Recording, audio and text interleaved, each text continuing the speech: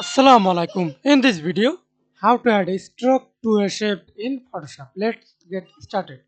See this shape on and shape 2. I apply shape on, click pen tool or shape tool. Use stroke. Select example use black stroke. Okay. And resize strokes. Stroke size. Style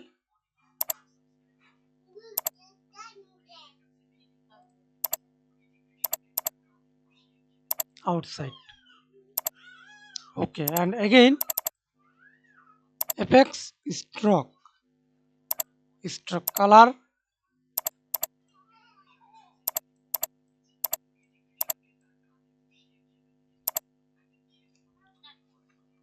size. That's it. Thanks for watching video. Please subscribe to my channel, like, comment, share.